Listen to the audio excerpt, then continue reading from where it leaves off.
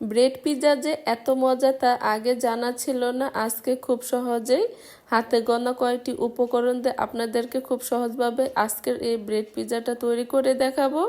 আর তৈরি করতে লাগবে মাত্র 5 মিনিট, তাও করব আবার গ্যাসের চুলায়। আসসালামু আলাইকুম এভরিওয়ান। এই তো এখানে কিন্তু আমি ব্রেড নিয়েছি, আর আজকে কিন্তু আমি 3টি ব্রেড দিয়ে পিৎজাটাকে তৈরি করব।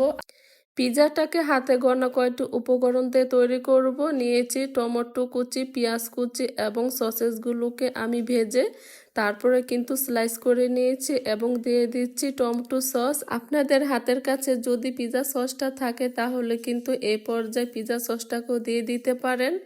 আর দিয়ে দিচ্ছি পরিমাণ মতো মেয়োনিজটাকে দিয়ে এখানে আমি দিয়ে দিচ্ছি মজারেলা চিজটাকে। আর এই চিজ আপনারা আপনাদের ইচ্ছা মতো দিয়ে দিতে পারেন। চিজটাকে যত দিবেন ততই কিন্তু এই ব্রেড পিৎজাটা খেতে বেশি ভালো লাগবে। আর এই তো এখানে কিন্তু আমি পরিমাণ মতো চিজ দিয়ে দিয়েছি। এবার দিয়ে দিচ্ছি পরিমাণ মতো পেঁয়াজ কুচি, টমেটো কুচি এবং স্লাইস করা সসেস। আপনাদের হাতে যদি সসেস না থাকে তাহলে কিন্তু এই পর্যায়ে চিকেন লবণ দিয়ে সিদ্ধ করে তারপরে কিন্তু ছোট টুকরো করে দিয়ে দিতে পারেন।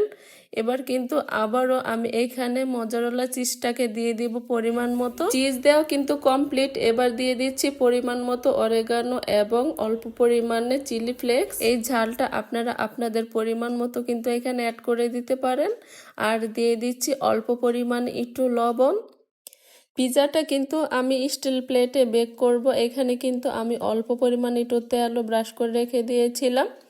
এবার কিন্তু চুলায় দিয়ে ঢাকনা দিয়ে অল্প আঁচে এটাকে 5 মিনিট বেক করে নিব। আর এই তো 5 মিনিটেই কিন্তু মাশাআল্লাহ কত সুন্দর পিৎজাটা কিন্তু তৈরি হয়ে গিয়েছে।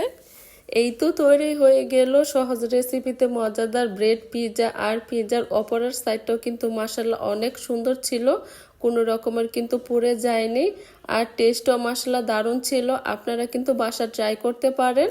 আজকে এইখান থেকেই বিদায় নিচ্ছি। রেসিপিটি যদি ভালো লেগে থাকে একটি লাইক দিয়ে রেসিপিটি দেখে নেবেন। আর অবশ্যই কিন্তু চ্যানেলটিকে সাবস্ক্রাইব করে পাশে থাকবেন। সবাই ভালো থাকবেন, সুস্থ থাকবেন। আল্লাহ হাফেজ।